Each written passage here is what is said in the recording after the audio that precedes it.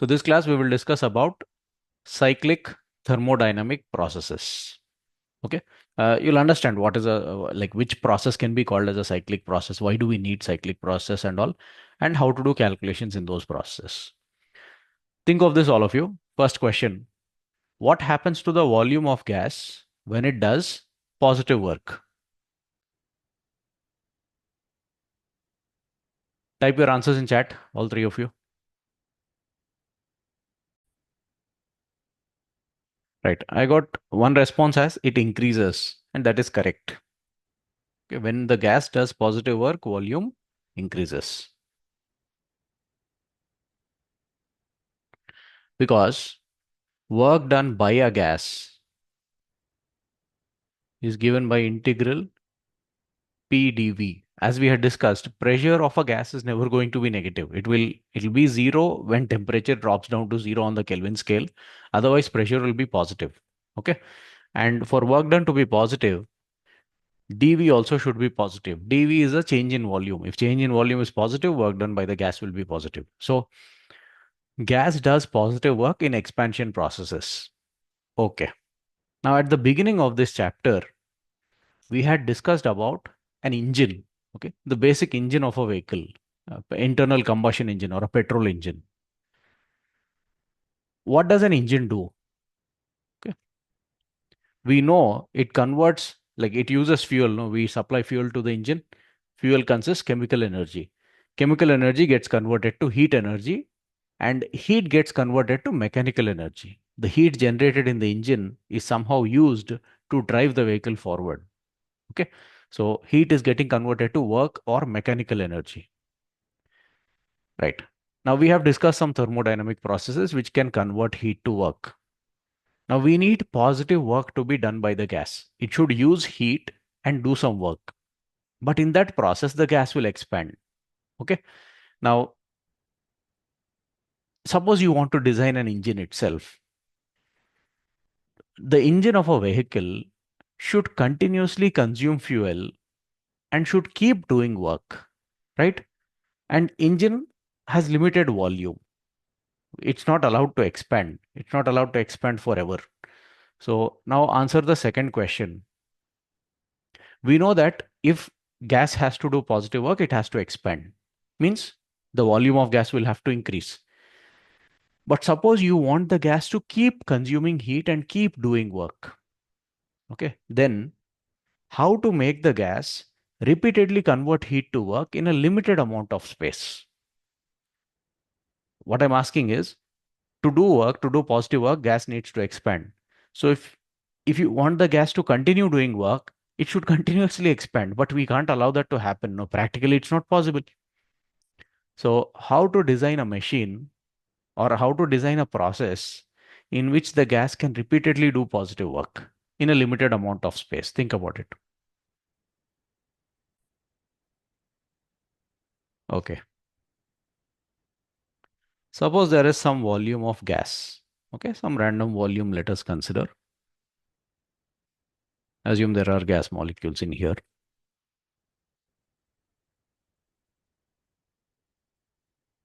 When the gas does positive work, this volume is going to increase. The boundaries will get pushed. Okay. Or I think it will be better if we take a cylindrical volume just for simpler visualization.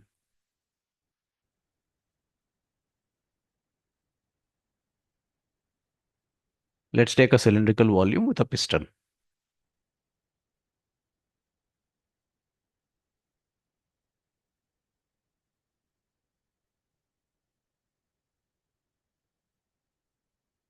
Okay. Now, if this gas does positive work, the piston will be pushed outwards. Gas will expand, piston will be pushed outwards.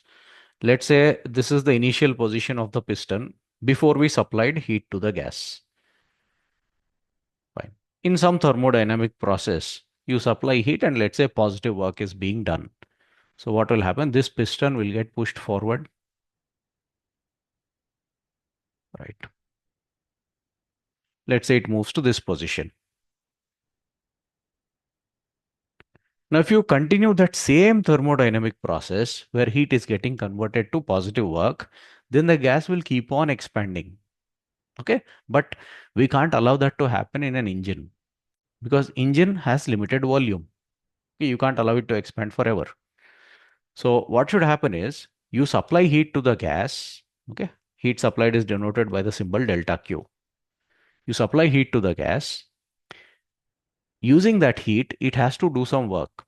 Okay, because that is the main aim here. We want to design processes which can convert heat to work. We want to design machines which can convert heat to work.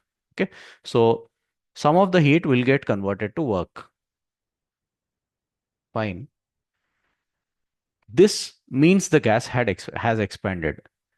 But we want that to happen. We want the gas to repeat this process. We want it to keep consuming heat and keep converting it to work within limited space. For that, what needs to be done is we need to somehow bring this piston back to the initial position and make the gas repeat the process. Fine. That is what an engine does.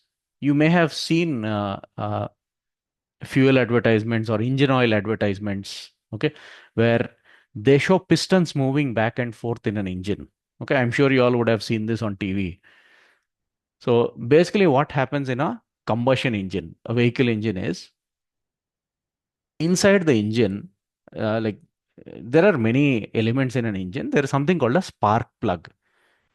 It ignites the fuel. It generates a spark. A spark plug generates a spark. Okay. Why do we need spark?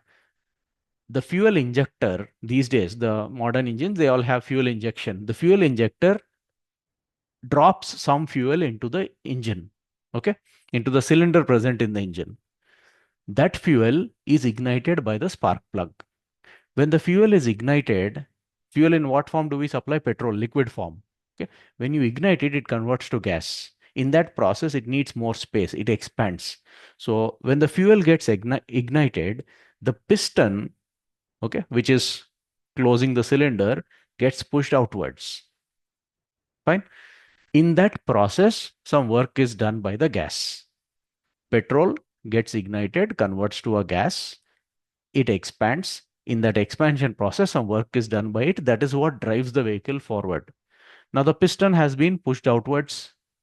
Now, the engine is designed in such a way that due to inertia, the piston somehow comes back also. Okay, to its starting position. And when it comes back to its starting position, the fuel injector again puts one drop of fuel, one drop or whatever predetermined volume is there. The fuel injector again puts that volume of fuel there. The spark plug again ignites it and the gas again expands. So this process repeats in an engine and we call that as a heat engine.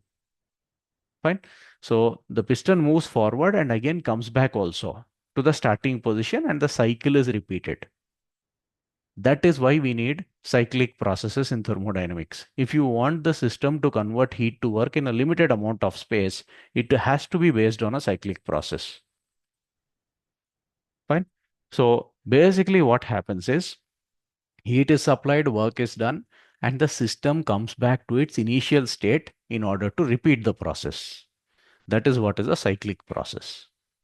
Okay, so how to keep converting heat to work in a limited amount of space? Once the gas has expanded, somehow bring it back to the original volume and repeat the process. Okay, so needless to say, in a cyclic process, or okay, let's first talk about what is a cyclic process. As the name itself suggests,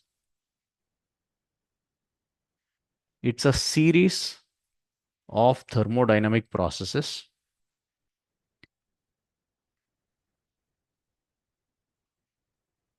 after which the system returns to its initial state.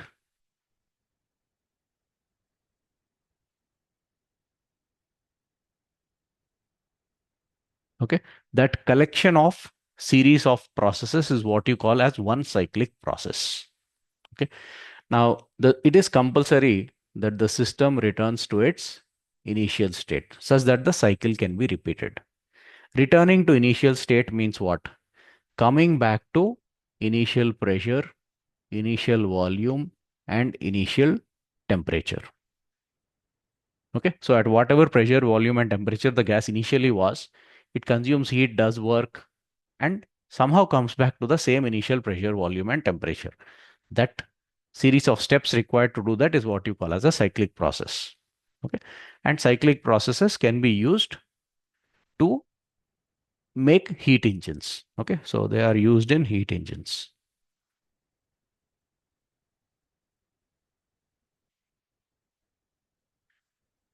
They are also used in refrigerators. Refrigerator is just the opposite of a heat engine. We'll discuss these in detail.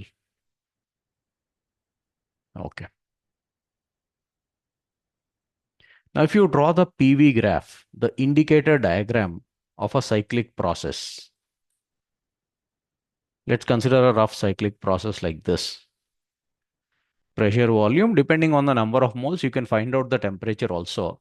Let's say the system initially was in this state, means it had some pressure, some volume, okay, some pressure P1, some volume V1. Now, from that state, by following some thermodynamic process, you can take it to a different state. You can change its pressure, volume, and temperature. Now, which kind of process you follow is your choice, or they'll give you in the question. It depends on the kind of cycle you want to design. Let's assume uh, an isobaric process is carried out. Isobaric means pressure remains constant. If pressure remains constant, then how will the graph look? Pressure is on the y-axis, y-coordinate remaining constant, then the graph will be a straight line parallel to x-axis. Goes like this. Let's say the gas is allowed to expand.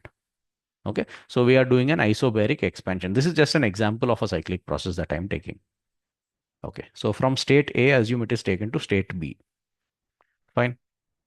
Next, from state B, let's say we carry out an isochoric process, means a process in which volume is kept constant. If volume is kept constant, then pressure, temperature can change, will change. So let's say we are bringing down the volume, bringing down the pressure and taking it to a new state, some C. Okay. And from there, see, it depends. How many steps you keep in the cyclic process also is your choice. Okay. Or they will give you in the question, depends on the cycle that you want to design. We'll take one cyclic process in which there are 4 steps. Okay. So let's say again, the gas undergoes isobaric compression, means pressure remaining constant and volume decreases. And at the end of that step, assume it reaches a state D. And finally, it is taken back to the initial state, or it returns back to the initial state in the 4th step. Okay.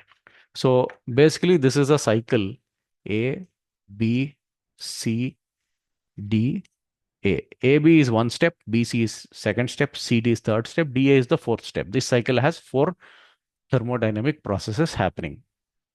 Okay, fine. At the end of the cycle, the system returns to its initial state. Now, if the system is returning to its initial state, that means it returns to its initial temperature.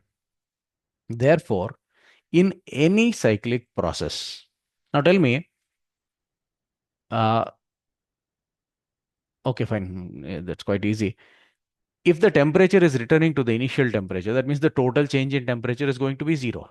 If total change in temperature is 0, that means the total change in internal energy will be 0. Provided we don't allow any gas to expand or we don't add any new amount of gas, the change in internal energy is going to be 0 if the temperature returns to the initial value. So in any cyclic process, okay, total delta U, total delta U means sum of delta U in all the steps is going to be 0. There will be some steps where internal energy increases. There will be some steps where internal energy decreases, but the total change in internal energy is going to be 0 because final temperature is same as initial temperature. Okay. Now, if you apply the first law of thermodynamics, delta Q is equal to delta U plus delta W, right? Whether it is 1 step or a series of steps, this equation must definitely be valid. Now, at the end of a cyclic process, we see that delta U is 0. Okay. But what about delta Q and delta W? They can be non-zero. Means in a cyclic process, what happens if delta Q is positive? What does delta Q stand for in this equation? Delta Q is the amount of heat absorbed by the gas. Suppose gas is absorbing heat, then at the end of cyclic process, it will definitely have done some positive work. If delta Q is negative, means suppose the gas has released some heat, that means in the cyclic process, it would have done a total negative work. Fine. So this is why this is the application of a cyclic process, conversion of heat to work. Okay. So remember this point that in a cyclic process, the total change in internal energy is going to be zero. Now, let us analyze this particular cyclic process itself. Let's look at the first step A to B. Let us assign pressure volume values. Assume this pressure is some 2 P naught. Let's say this pressure is P naught. And let's take this volume as V naught and this volume as 3 V naught. Okay. And assume there are n moles of the gas. And depending on the type of gas, you know the number of degrees of freedom. Let's say it has F degrees of freedom. We are going to solve this generally. Okay. Now consider the first step of this cycle, A to B.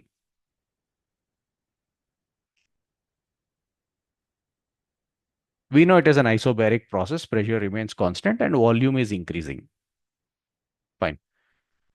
Let us look at it qualitatively first. All of you tell me, I want answers from all three of you. In the step A to B, what can you say about work done by the gas? Is it positive or negative? That's all. That is all I want to know. What can you say about change in internal energy of the gas? And what about heat absorbed by the gas? Assign signs to these uh, terms. Which ones are positive and which ones are negative? Do this quickly, all of you. Type your answers in chat.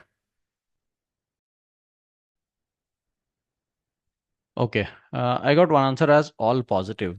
Fine. Vanilla, can you justify why work done is positive? Your answer is correct. How did you determine that work done is positive? Unmute and tell. So volume of the gas is increased. Correct. In any expansion process, work done by the gas will definitely be positive. Okay. A to B is clearly an expansion, volume is increasing, so work done is positive. How did you determine delta U is positive?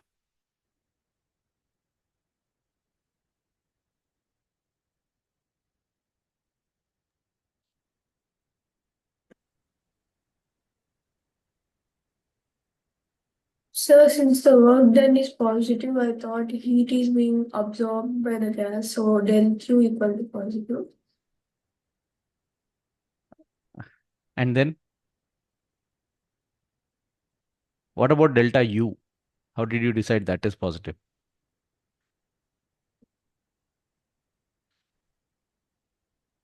Okay, listen, all of you. And see, this is how you solve problems in thermodynamics. You need to understand the process and what is happening in the process. So, first question was about the sign of work done by the gas. If gas is expanding, work done by the gas is positive. That's the logic we have used here. Next part of the question was the sign of delta U. Think of the basic formula first. Delta U generally in any process is given by F by 2 N R delta T. In fact, this is the reason, I mean, based on this only, you can tell that delta U for the cycle will be zero because in a complete cyclic process, the change in temperature becomes zero. It comes back to its initial temperature. No, that is why delta U is zero in the complete cycle. But we want to talk about one step of this cycle. Okay, the step A to B. Let's see. The graph is given in terms of pressure and volume. So we don't exactly know what is happening to temperature, but we can find out. Okay. How? PV is equal to nRT. So if the product PV is increasing, that means temperature is increasing because N and R are not, N is not going to change. Okay. In physics, in most of the questions, I won't say in all of the questions, but in most of the questions, we don't allow the amount of gas to change. We keep the amount of gas fixed It expands, it gets compressed, whatever happens to that amount only. Okay. So if number of moles is not changing, and you know that gas has to obey PV is equal to nRT, then if the product PV increases, that means temperature increases. And if the product PV decreases, that means temperature decreases. Okay. Learn this, all of you. This is how you decide what happens to temperature from a PV graph. Okay. At state A, initial state, pressure is 2 P naught, volume is V naught. So the product is 2 P naught V naught initially. So 2 P naught V naught will be NR into initial temperature, temperature at A. When the system goes to state B, the pressure is 2 P naught, but volume is 3 V naught. Multiply them, the product becomes 6 P naught V naught is NR, temperature at B. So the PV product has increased, therefore the temperature must have increased. And if temperature increases, internal energy increases. That is how you determine that delta U is positive. Okay. And since these two are positive, delta Q is delta U plus delta W, no? So you can say this is positive. Two positive terms get added, they will result in a positive term itself. Okay. So you look at this step in the cyclic process. This is a step where delta Q is positive. What does delta Q stand for? Heat absorbed by the gas. So in the step AB, some heat is absorbed.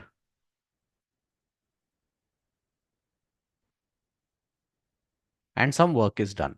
I don't say all the heat is converted to work, but some work is done. Positive work is done. Okay. So that is about the step A to B. We can even find out exactly how much work is done and all also. We'll do those calculations, but let's discuss qualitatively first. Actual solving we'll do a little later. Okay. Is this clear to all of you? Any doubts in this? How I determine the sign of each of these terms? Yusuf, Aishwarya, did you understand? Yes, sir. Okay. Next step, B to C.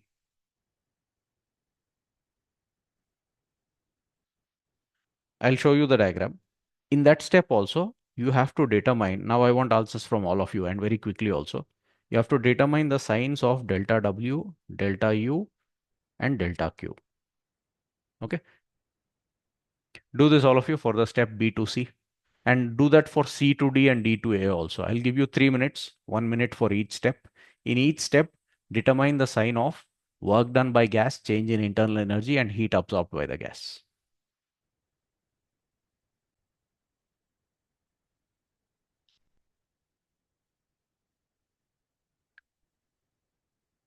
No response. Or Aishwarya, can you unmute? I just want to discuss like how we can find out the sign of each term. Yes, sir. Yeah. You look at the step B to C, okay, the process B to C. What do you think is happening with the gas? Is it expanding, getting compressed, or volume is not changing? So the volume is not changing. So what can you conclude from that? The work done is zero. Correct. So in the step B to C, the work done by the gas is zero because volume of the gas is not changing. Good. Can you comment on change in internal energy in that step? The negative. Okay, good. Correct. How did you determine that? It will be negative. So it's because the volume is constant but the pressure is decreasing. Fine. Volume is constant, pressure is decreasing. So the product PV will be decreasing. Therefore, temperature decreases. And we can say that delta U is negative. And because one of them is zero, the other one is negative, delta Q is going to be negative because always delta Q is delta U plus delta W. This is zero, this is negative. So the left hand side becomes negative. Okay. Yusuf, is this clear for the second step?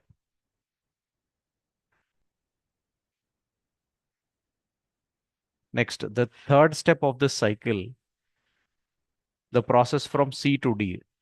C to D is kind of exactly opposite of A to B. Okay.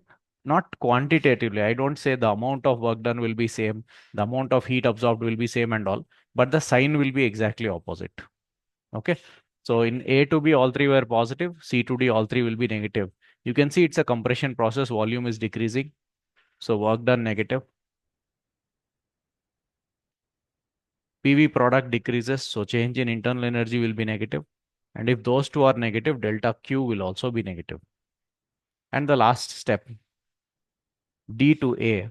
D to A is kind of opposite of B to C. Okay, 0, negative, negative. Then in D to A, that's the fourth step of this cycle. It will be 0, positive, and positive.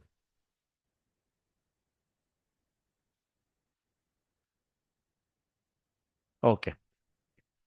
Observe this. Now, we have analyzed each step of this cycle. There are some steps in which delta Q is positive. Okay, in A to B, heat is absorbed. There are some steps in which delta Q is negative. B to C, delta Q is negative, means heat is released.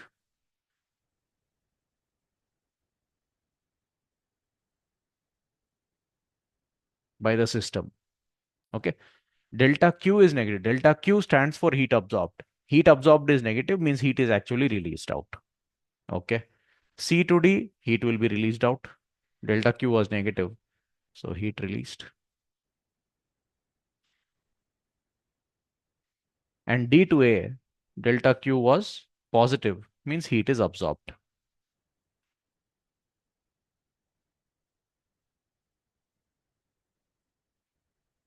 So not just in this cycle, in any thermodynamic, in any cyclic thermodynamic process, there will be some steps where delta Qs are positive, and there will be some steps where delta Q is negative.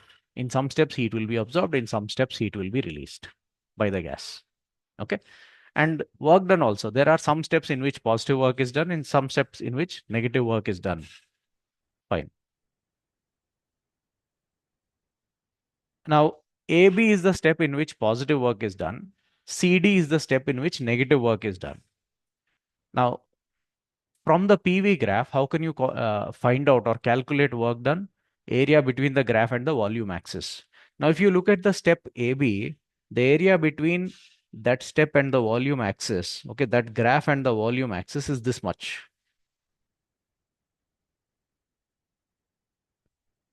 Right? So, this area can tell you how much positive work is done in the expansion process A to B. So all this area that I'm shading in blue is the positive work that is done by the gas during the step A to B. Now in the step C to D, some negative work is being done. This area tells you how much negative work is done by the gas during this cycle. Now, if you know how much positive work is done and how much negative work is done, you can find out the net amount of work done. The area shaded in blue is the amount of positive work. The area shaded in orange is the amount of negative work. Add both, you will get the total work done in the cycle. And as you can see, the total work done in the cycle is nothing but this area. Are you all getting this or not? Any doubt in this? This area that I have shaded in black is the total work done in this cycle. Okay, positive work, and from that you remove the negative work. What remains is this. So we can show it like this. The area shaded in black is the total amount of work done. So not just for this cycle, for any thermodynamic cyclic process, the area enclosed by the PV graph gives you the total work done in the cycle.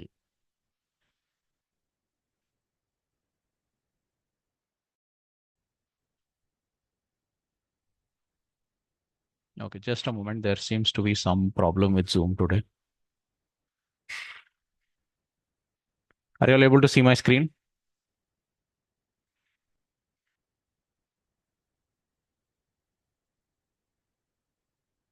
Is my screen visible?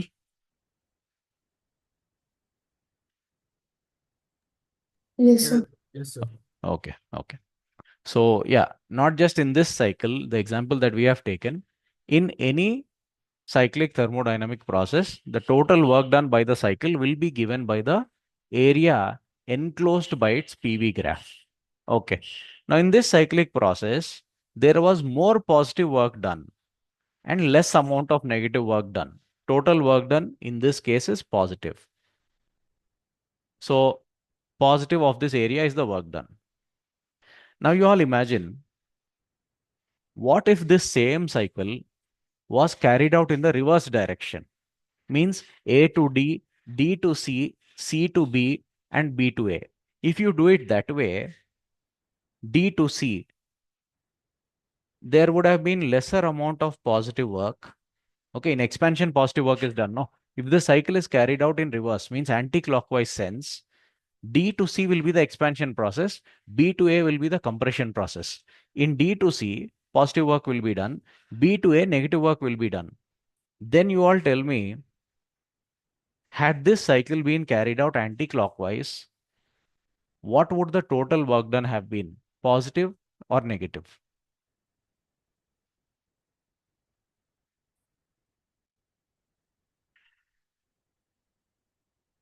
If you carry out this cycle in the reverse direction, will total work done be positive or negative?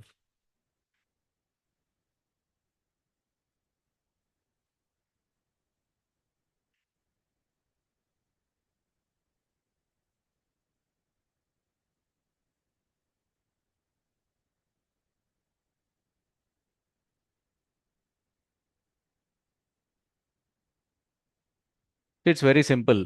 You can take any cyclic process, not just this one, any random cyclic process you can consider. Fine. Let's say it starts from here, goes to some state B, then goes to some state C, and let's say comes back to state A. Okay. Assume this is the PV graph of the process, entire cycle. If the cycle is carried out clockwise, fine.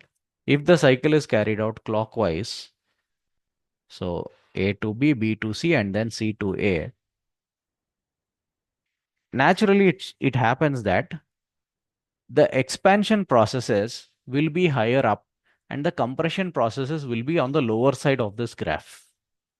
If it is a clockwise cycle, expansion processes will be on the upper side, compression process will be on the lower side. Expansion process on the upper side, what does that mean? There is more amount of positive work done. When expansion happens, work done by the gas is positive. Okay, so in this cycle, A to B is the expansion step. So this green area indicates the positive work that the gas does during this cycle.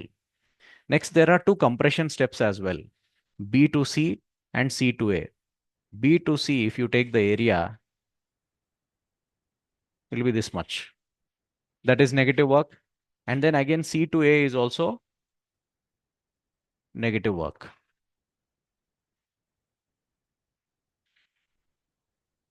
And you can see that there will definitely be more positive work. There is more area shaded in green than area shaded in red.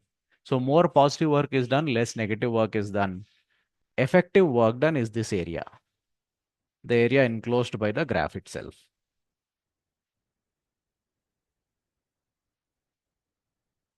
So total work done is positive, you can say. So if a cycle is carried out in the clockwise sense on its PV graph, total work done will be positive. The same cycle, if you carry it out anti-clockwise, visualize what happens. This kind of visualization is important.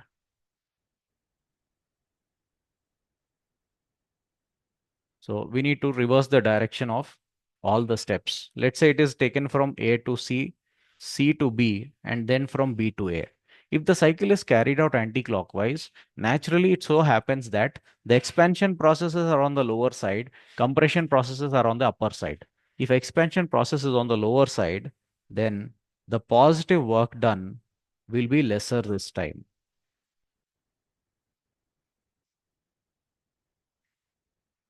Only this much positive work is done.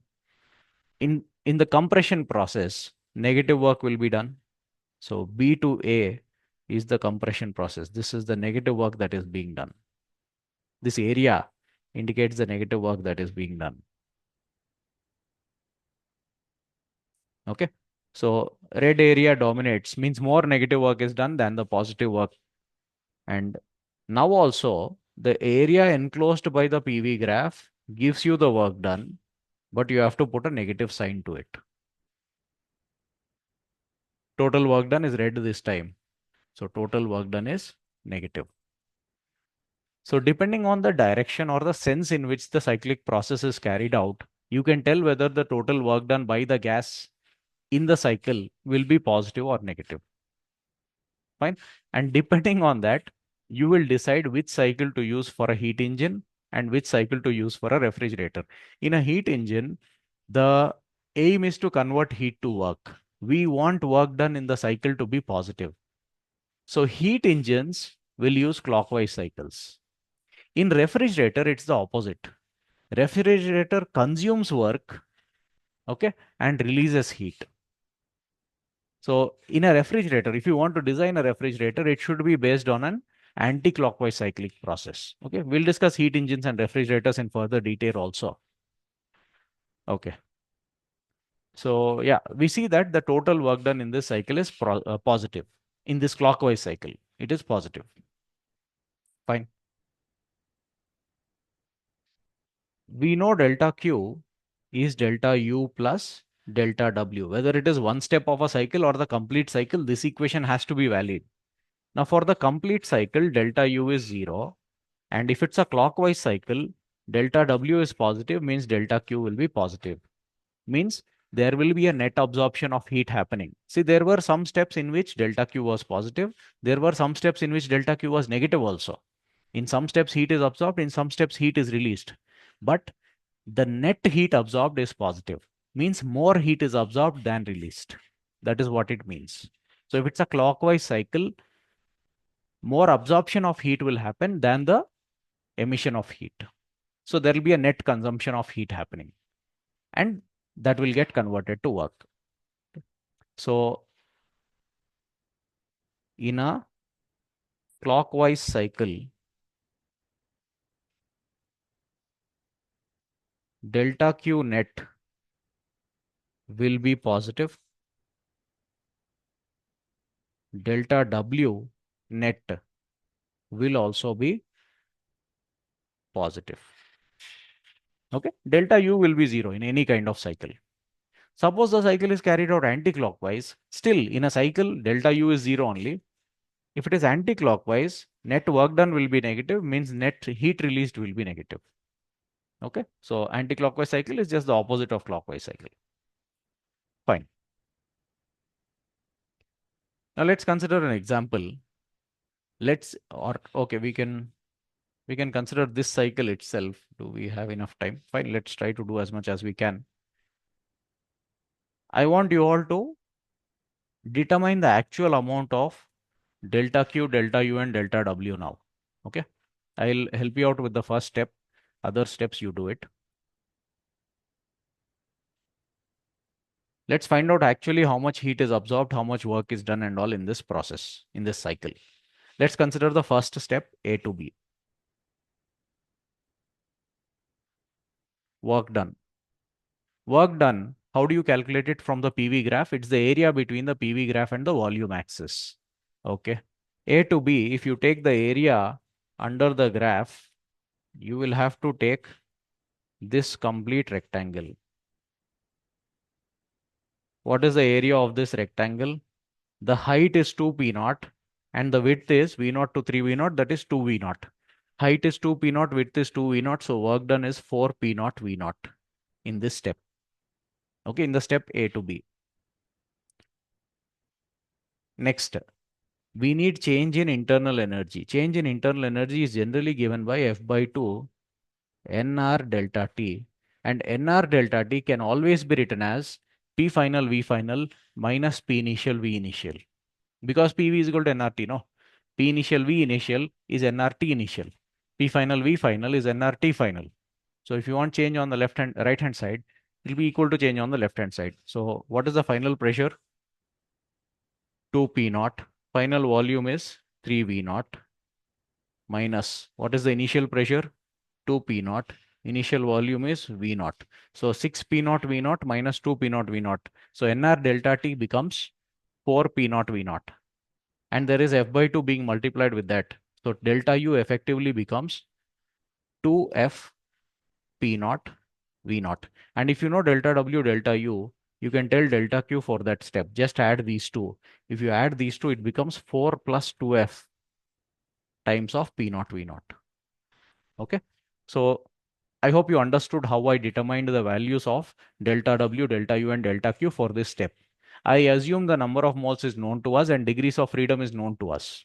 Okay, so the answer is in terms of degrees of freedom. Now quickly do the same for the other three steps, B to C, C to D, and D to A. Determine the actual amount of work done, change in internal energy, and heat supplied. Do this quickly, all of you. I'll give you, okay, 5 minutes. I want you to calculate delta W, delta U, and delta Q in all the steps. Okay, let's discuss delta W, delta U, delta Q for the other steps. Second step is B to C. B to C, it's an isochoric process, so work done is 0. And change in internal energy, general formula is F by 2 NR delta T. You can always write it as F by 2 P final V final minus P initial V initial. Final pressure volume in the step BC is P naught into 3 V naught, that is 3 P naught V naught, minus initial pressure multiplied with volume in the step B to C is 2 P naught into 3 V naught, that is 6 P naught V naught. So 3 minus 6 is minus 3. Minus 3 divided by 2 is minus 1.5. So minus 1.5 F P naught V naught is the delta U for that step. And then delta Q. Delta Q is just sum of delta U and delta W. Add them, it becomes minus 1.5 F P naught V naught. Okay, hope this is clear. Aishwarya, tell me, where were you stuck? Why were you not able to calculate these values?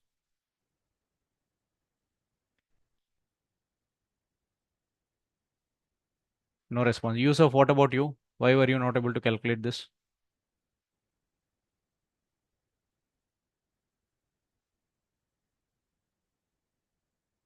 Still no response. Vanilla, why were you not able to do this?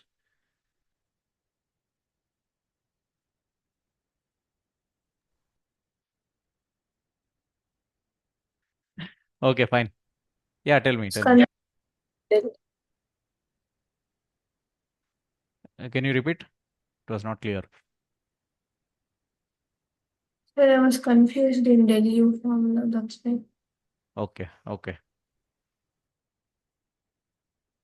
Fine. You go through those earlier lectures. And in the first lecture itself, we derived, like first lecture on thermodynamics, we derived how to express internal energy of a gas. Okay. Next, C to D. C to D is an isobaric compression step.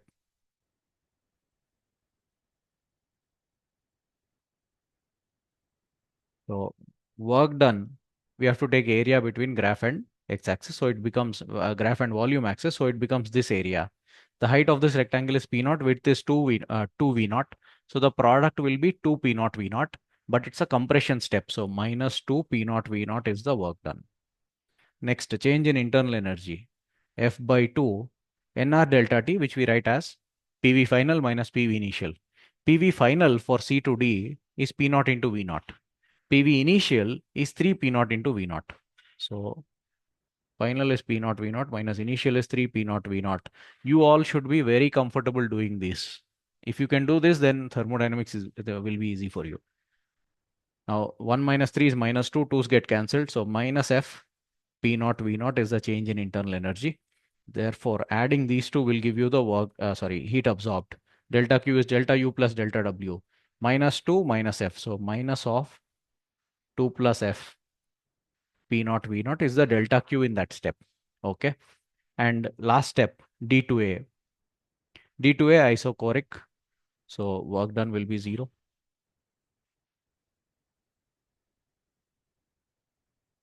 Next, delta U. F by 2 multiplied with final pressure volume in D to A is 2 P naught V naught. Initial is P naught V naught.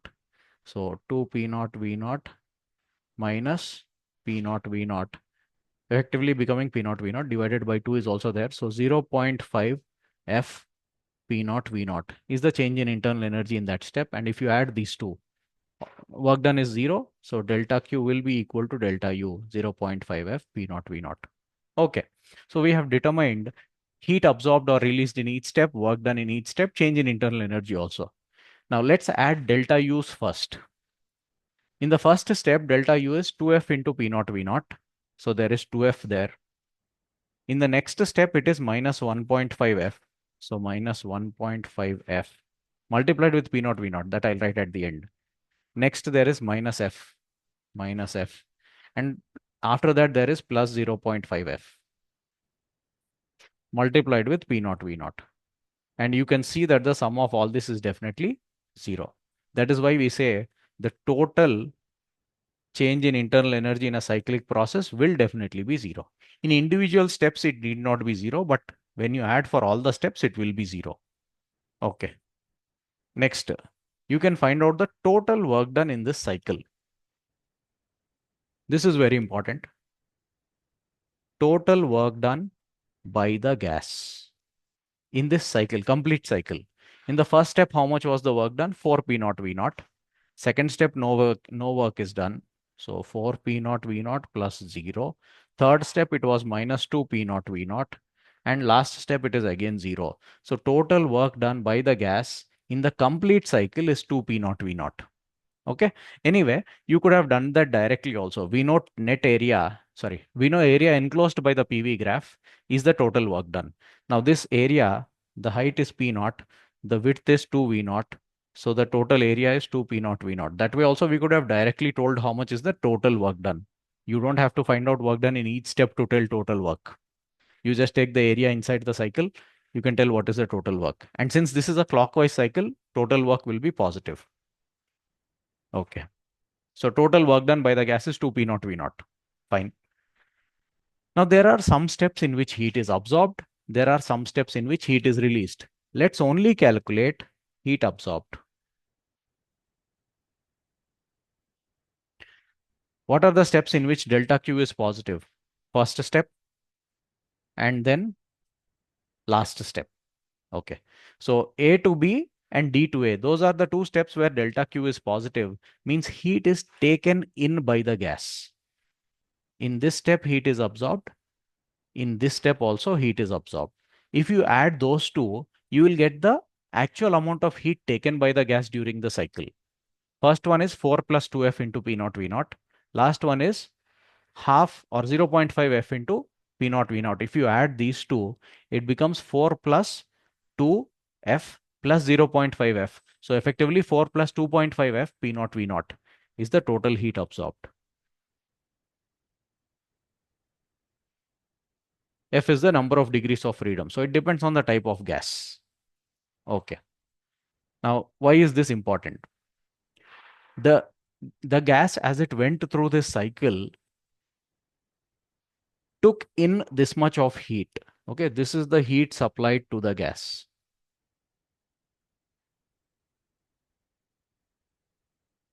Okay, and it did this much amount of work.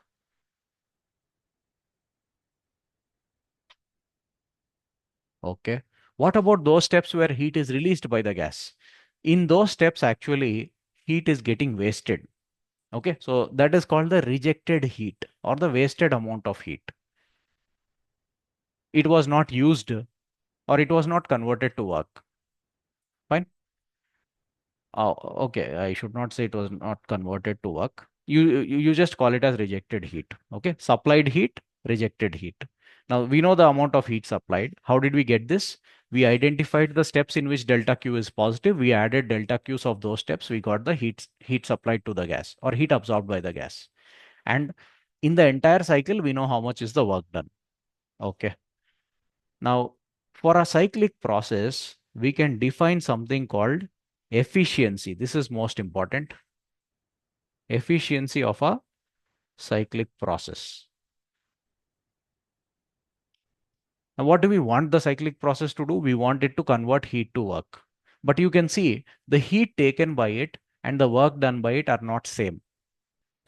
And clearly you can also see that work done is less compared to heat supplied. Heat supplied is 4 P naught V naught plus 2.5 F P naught V naught, but the work done is only 2 P naught V naught. Okay, in every clockwise cycle, this will be the situation. Heat absorbed by the gas will be more, work done will be less. Definitely that will happen. Why? Let us go back to what happens during a cyclic process. Heat is absorbed by the gas expands, but the gas will have to come back to its initial state, no? So effectively what happens is, out of the heat that we supply to the gas, some will get converted to work, but some energy will be used for the piston to come back to its initial position. So all the heat you supply to a gas cannot be converted to work. Because if all the heat is converted to work, who will bring the system back to its initial state? That process requires energy, no?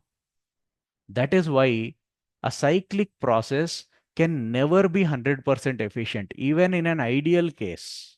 Even if you assume perfect conditions, cyclic processes cannot be 100% efficient, because in a cyclic process, some energy will definitely be used in bringing the system back to its initial state. So all the supplied heat, even in an ideal situation, cannot be expected to convert to work. Cannot be expected to be converted to work. Okay, so no cyclic process is 100% efficient. So now I hope you are getting the idea of efficiency. How well a cycle can convert heat to work is what is efficiency. And how do we define it? It is defined like this. Efficiency of a cyclic process is the ratio of work done in the cycle divided by heat absorbed during the cycle. Only absorbed heat you have to consider, not net delta Q. Net delta Q will be equal to delta W, okay, in the cycle, but that's not what matters. What only the steps where heat is taken in by the gas, only those steps have to be considered. So out of the heat absorbed, how much is getting converted to work during the cycle? That is what we mean by its efficiency. And for this example cycle that we have taken, efficiency would be 2 P naught V naught, that is the work done in the cycle, divided by what is the heat absorbed during the cycle, 4 plus 2.5 F times of P naught V naught. You can cancel P naught V naughts. This is the efficiency of the example cycle that we have taken, 2 divided by 4 plus 2.5 F. You know that this value is going to be less than 1 because denominator is greater than numerator. And not just for this cycle, any cyclic process that you take, efficiency can never be equal to 1 or 100%. If you want percentage efficiency, okay, wait. The formula that we have written here is called fractional efficiency. If you want percentage efficiency, it will be fractional efficiency multiplied with 100. Delta W by delta Q absorbed multiplied with 100. Okay. You can also say delta Q in, heat given into the system, is what you need to consider. Multiply that with 100, you'll get percentage efficiency also. So for example, suppose the gas used in the example cycle that we have discussed is a monatomic gas. We know monatomic gas has 3 degrees of freedom. Then in that case, the efficiency becomes 2 divided by 4 plus 2.5 into 3 is 7.5. 4 plus 7.5, 11.5. So 2 divided by 11.5 into 100 will give you the percentage efficiency. So out of the heat you supply, what fraction is converted to work? This much fraction is converted to work. If it has 5 degrees of freedom also, you can tell how much is the efficiency. If it has 6 degrees of freedom also, you can tell how much is the efficiency. So one more thing you can understand is that the efficiency of a cycle depends on the type of gas you use also. Okay, these are in-depth discussions actually. They won't tell you this in all books. But since we have derived a general equation, we are able to comment on all this. That efficiency depends on degrees of freedom as well. So the same cycle carried out with different types of gases can give different efficiencies. Fine. So I hope you understood what happens during a cyclic process. As I said, a cyclic process is a series of thermodynamic processes after which a system returns to its initial state. And because the system returns to its initial state, the total change in internal energy in a cyclic process has to be zero, compulsory. In individual steps, it need not be zero, but totally, effectively, it will be zero. Okay. Then we took one example cycle. We saw that there are some steps where heat is taken in by the gas. There are some steps where heat is given out by the gas. Not just in this example cycle, this happens in any cycle, any thermodynamic cycle. Okay. So there will be some steps where delta Q is positive. There will be some steps where delta Q is negative. There will be some steps where delta W is positive. There will be some steps where delta W is negative. There may be some steps where these are zeros as well. Okay. Now, if it's a clockwise cycle, more positive work will be done, less negative work will be done. If it's an anti-clockwise cycle, less positive work will be done, more negative work will be done. But whatever be the cycle, the area enclosed inside the PV graph will give you the work done in the cyclic process. If it's clockwise, positive area is the work done. If it's anti-clockwise, negative area is the work done. Negative of area is the work done. Okay.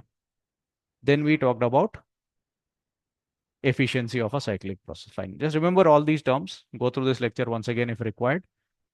Tomorrow's class, we will solve some more problems based on cyclic processes, and we will discuss what is a heat engine, what is a refrigerator, how to calculate their efficiencies, and we'll also discuss one particular cyclic process which is of interest to us. It's called a Carnot cycle. Okay, there are 4 particular steps in it. A Carnot cycle is the most efficient cyclic process that you can design. Fine. So you need to know what happens in that cyclic process. What are the steps involved and all? We'll discuss that. Okay. Thank you all. We'll continue tomorrow. Thanks.